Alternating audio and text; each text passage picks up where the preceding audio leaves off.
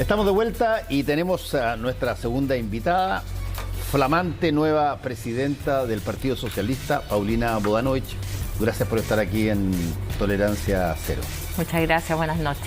A ver, ¿cómo se puede tipificar la relación que tiene el Partido Socialista con el gobierno actual?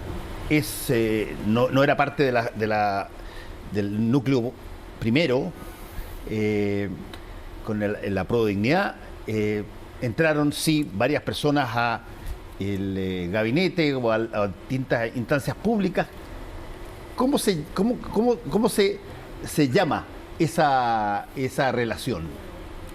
El Partido Socialista, desde la noche que el candidato Boric y hoy presidente Boric gana la primera vuelta, se pone a disposición de él. Trabajamos lealmente en la segunda vuelta por su candidatura y con todas nuestras fuerzas territoriales, con todo el empeño y la voluntad de que él triunfara, porque la verdad es que su programa nos representaba. Y desde ahí la relación con el gobierno ha sido de colaboración, de ponernos, como dijo el presidente Elizalde en ese momento, a disposición sin condiciones.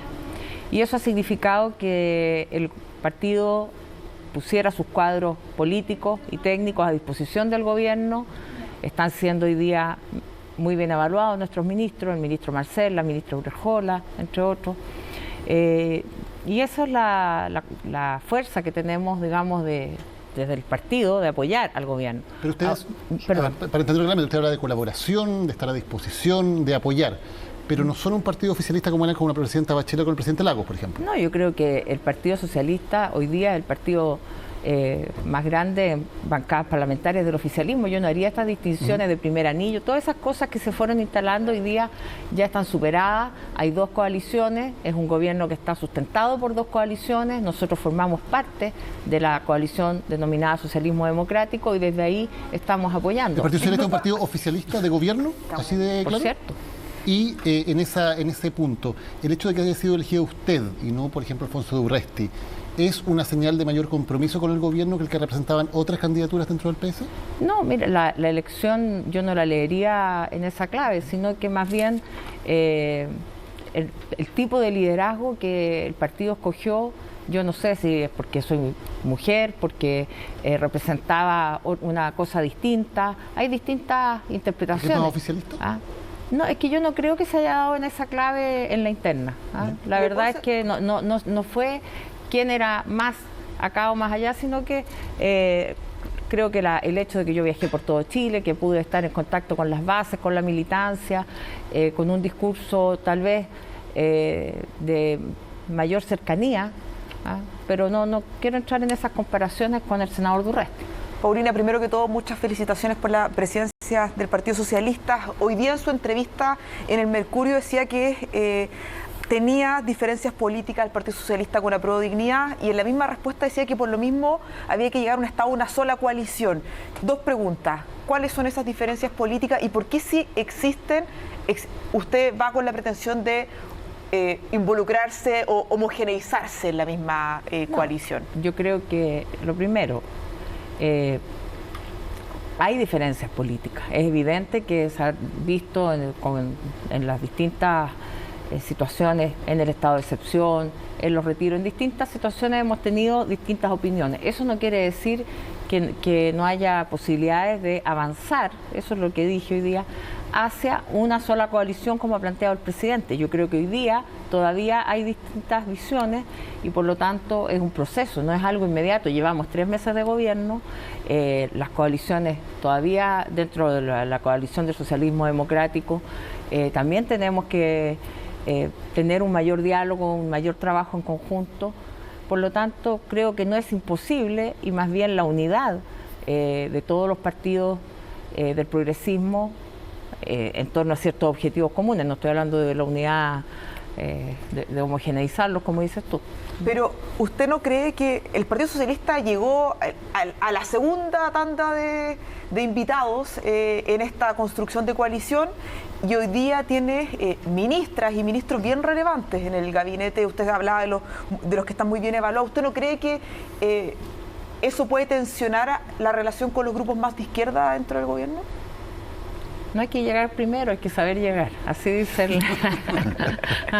No, mira, yo no creo que tensione mayormente. Creo que hoy día hay problemas muy grandes en el país, en la ciudadanía, los temas de seguridad, el tema económico, y yo creo que desde ahí es donde nosotros tenemos que estar poniendo nuestras energías a solucionar esos temas y no en disputas internas ni de los propios partidos ni entre los partidos. ¿Y qué temas topan? ¿Temas de seguridad, temas económicos, temas constitucionales? ¿Por qué no hay una sola coalición? ¿Dónde estaría, usted diría, los 2-3 temas que tendrían que trabajar para llegar a una sola coalición? Bueno, yo creo que son visiones distintas, por algo existen. ¿Pero respecto de qué temas? Por ejemplo, en el tema de seguridad claramente se ha visto en que ha habido una mayor distancia en Apruebo Dignidad por la aplicación de las normativas que la Constitución y la ley faculta al presidente.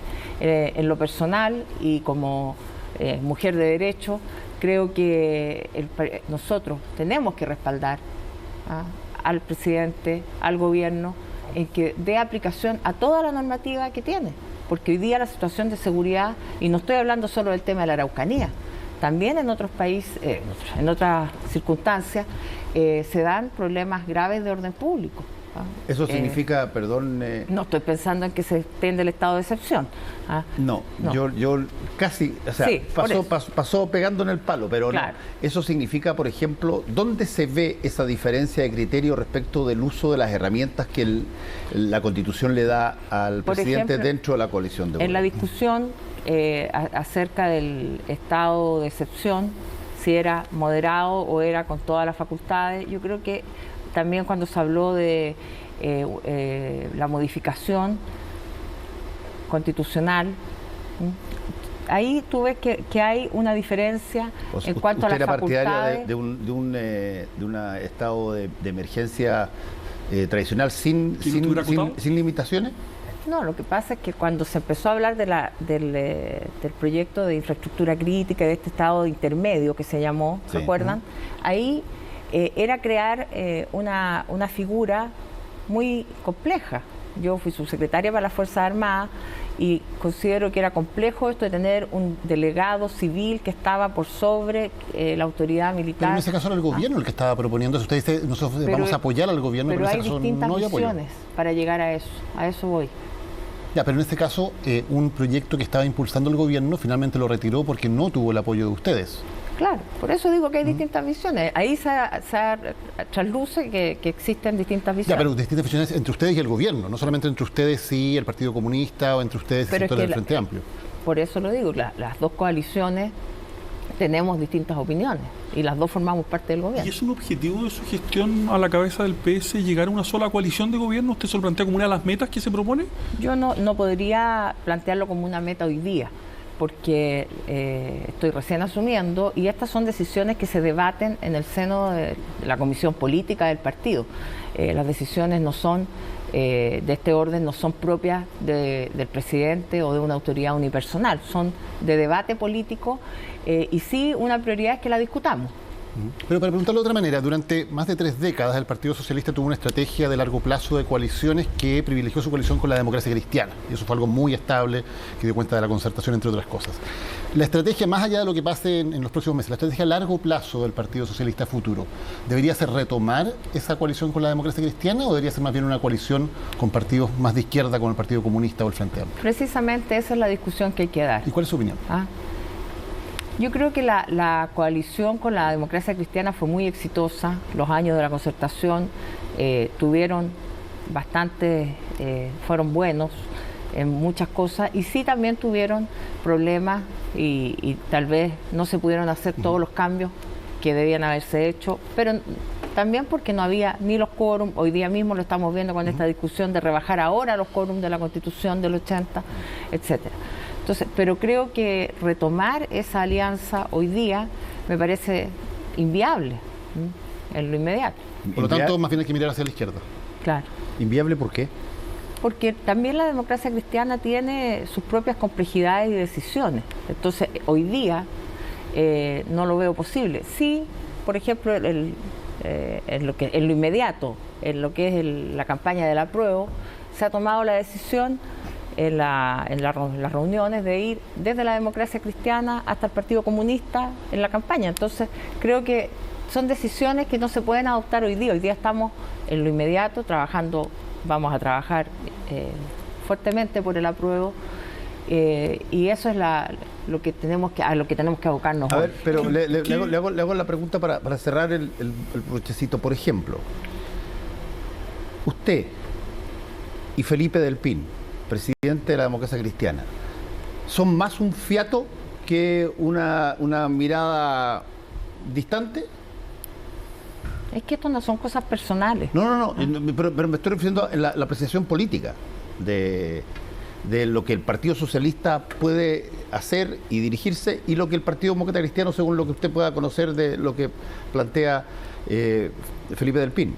Nosotros hoy día tenemos una alianza política con el Partido por la Democracia, con los radicales, con el Partido Liberal. Ese es nuestro foco, porque ahí está lo que se ha denominado el socialismo democrático. Eso es la alianza que tenemos hoy día, que tenemos que, creo yo, afiatar. Y luego, después de eso, de ver hacia dónde vamos, nosotros también como socialistas vamos a tener un congreso este año, que es muy importante porque es el que define la línea política del partido. Por lo tanto, son decisiones que no son para comentarlas, ni anticiparlas, ni tampoco tomarlas así. Yo creo que tienen que ser muy conversadas, porque el destino del partido y de las alianzas no es algo de corto plazo. ¿Qué opinión le merece el proyecto de los senadores Walker y Rincón en orden a modificar el quórum de reforma de la Constitución vigente a 4/7? Porque algunos senadores del PS se han mostrado abiertos a votarla favorablemente. Bueno, yo creo, lo dijo el presidente, un proyecto que llega bastante tarde, no como una crítica a la senadora Rincón directamente, sino que más bien a la derecha, que por tantos años no estuvo de acuerdo en modificar ese tema. Efectivamente, la Constitución del 80 en muchas partes, digamos, acápites, era prácticamente inmodificable. Por lo tanto, creo que es un proyecto que saca, como dije hoy día, saca el pizarrón a la derecha. Va a ponerlos en la situación de tener que cumplir con lo que han dicho, de que estarían disponibles para esto. Pero sí no apoyo esto como un proyecto o como un plan que sea considerado una segunda o tercera vía.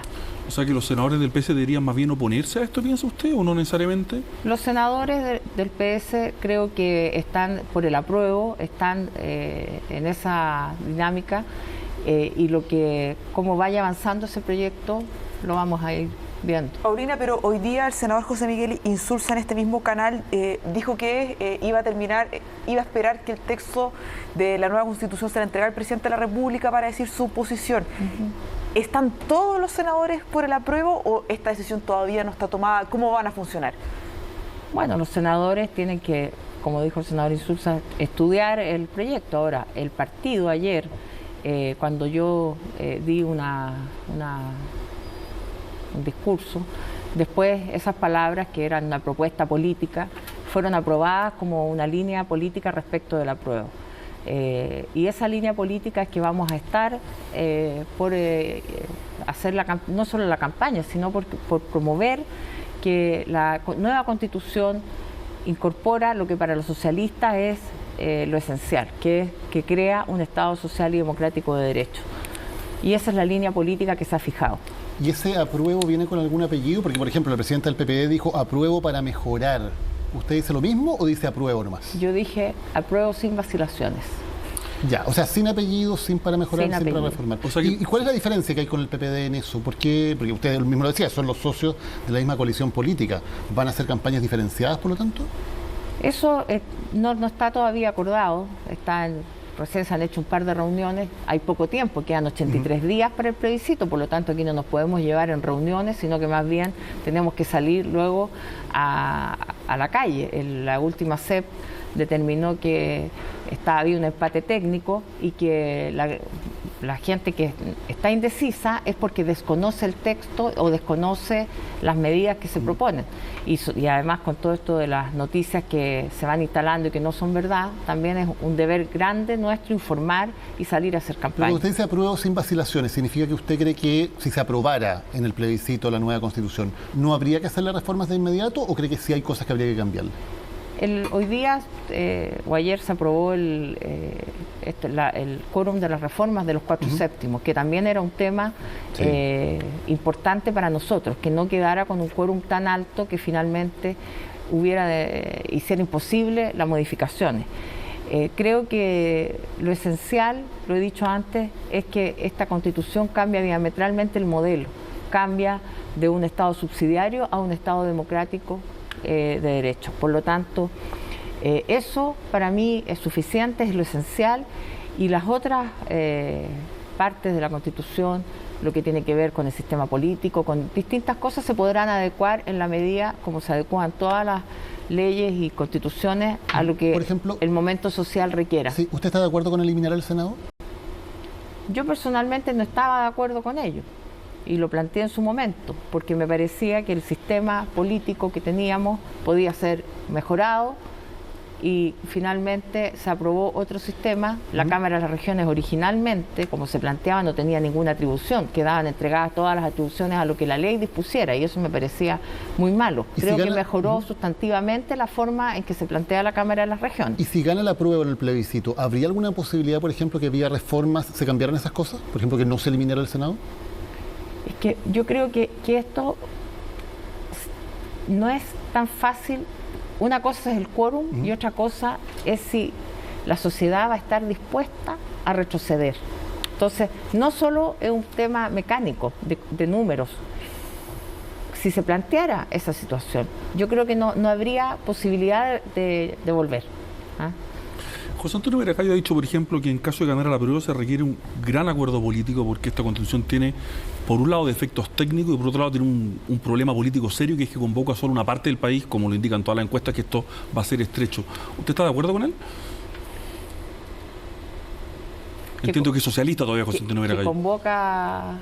¿En qué parte estoy de acuerdo? Si es que usted cree que en caso de ganar a la prueba se va a requerir un gran acuerdo político igual el 5 de septiembre. La presidenta del PPD dice lo mismo en caso de que gane el rechazo.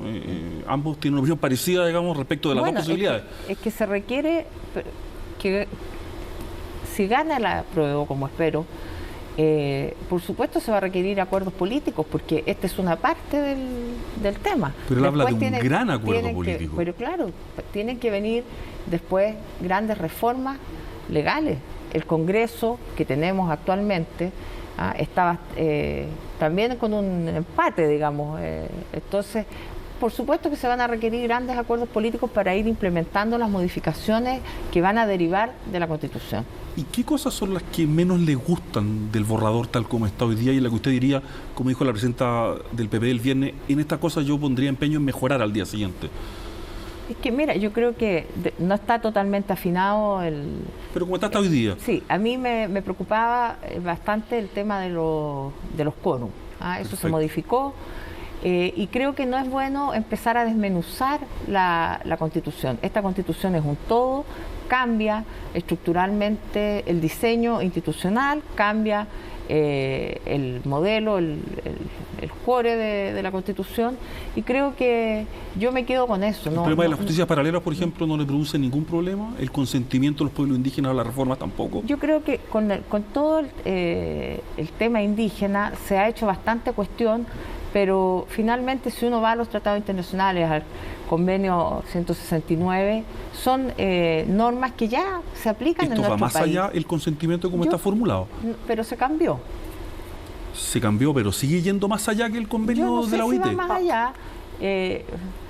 No, perdón. Sí. No. Yo quería hacerle una pregunta porque ayer en sus discursos, cuando formalizado como presidente del Partido Socialista, nombró distintas reformas que son tareas para este año. Dijo, bueno, tenemos tareas en reforma tributaria, pensiones, probidad, transparencia, entre otras, lo que refuerza una vez más que se nos viene un segundo semestre bien intenso en materia legislativa.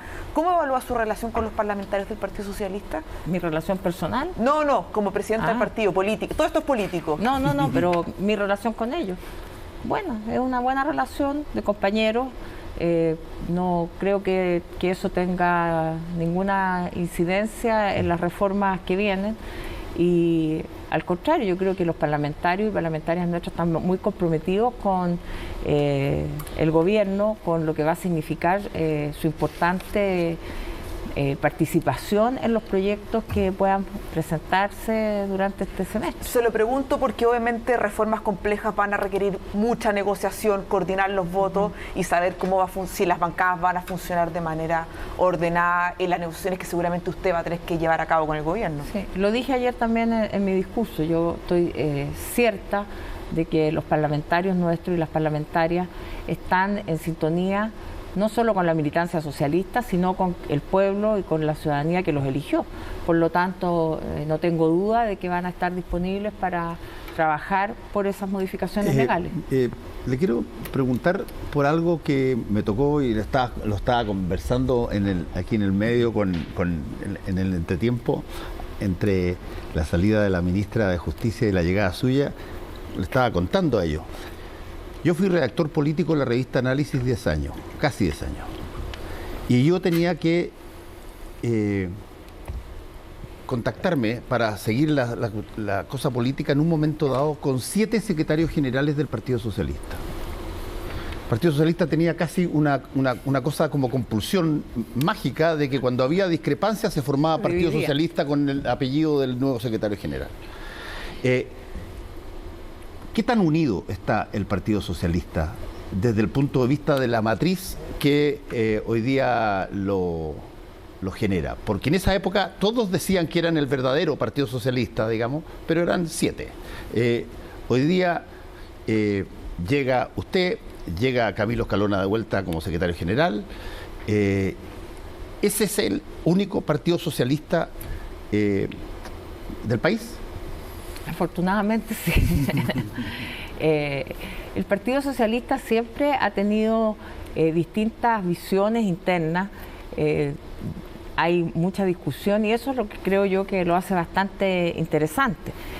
No al extremo de estas divisiones que tenían en otra época, pero sí hay objetivos y acción común política.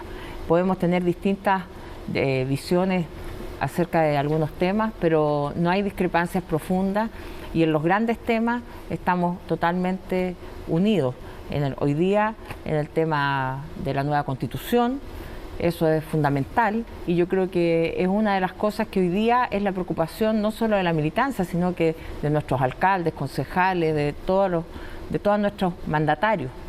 Paulina, hablábamos recién de los escenarios que gana el apruebo. Permítame ponerlo en la otra circunstancia, que también es bastante posible de acuerdo a las encuestas, que pueda ganar el rechazo.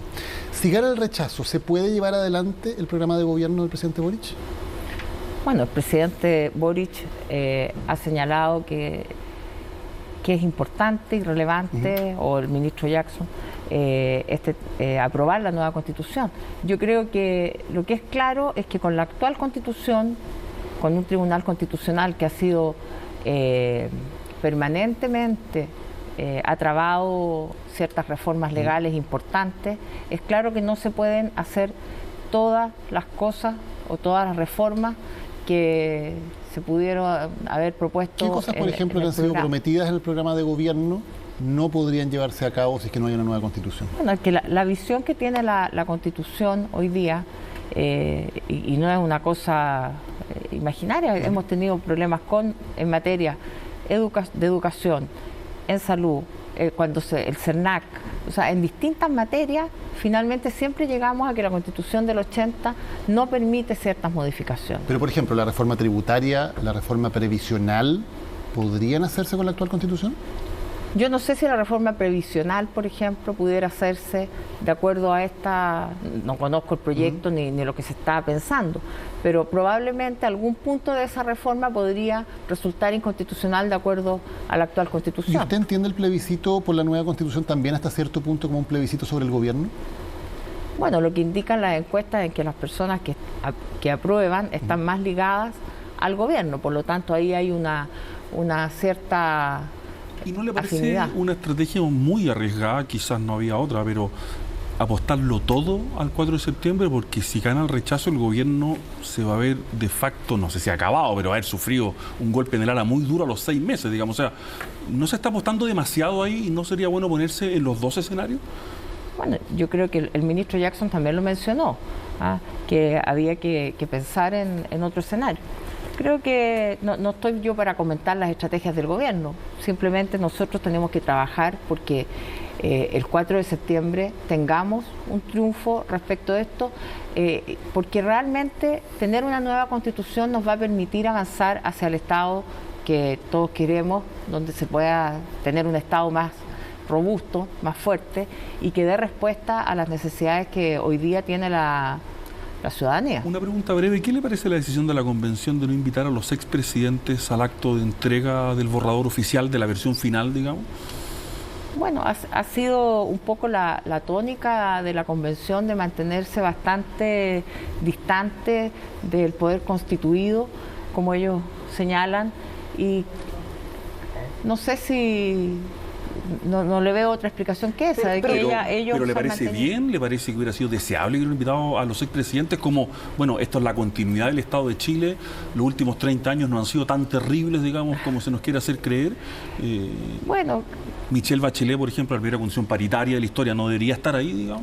Por derecho propio, creo yo. De hecho, fue a conversar, fue invitada a la convención, también el presidente Lagos. Se lo pregunto así, hay como... Yo creo que es una forma de hacer un desaire muy fuerte. Yo creo que habría sido un buen gesto invitarlo. Ya.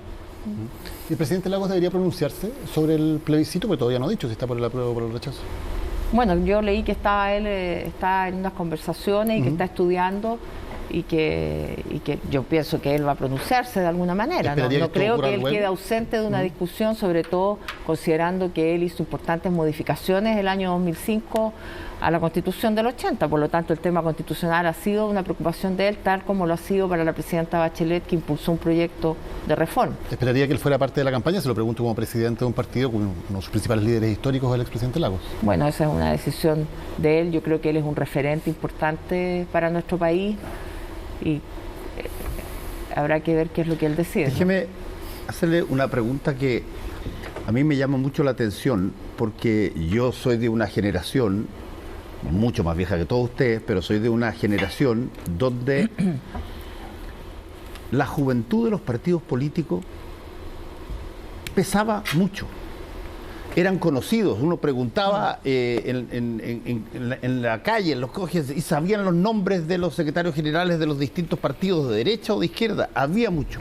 De pronto, hasta la llegada recién de esta generación que está hoy día en el gobierno, pero de pronto hubo un vacío brutal donde pueden haber habido muchos militantes jóvenes, pero básicamente no tenían casi ninguna expresión.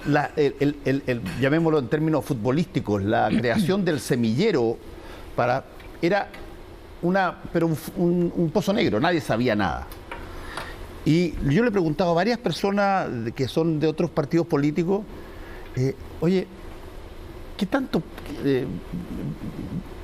invierten? De alguna manera, ¿qué tanto sienten que la juventud de los partidos, son relevantes?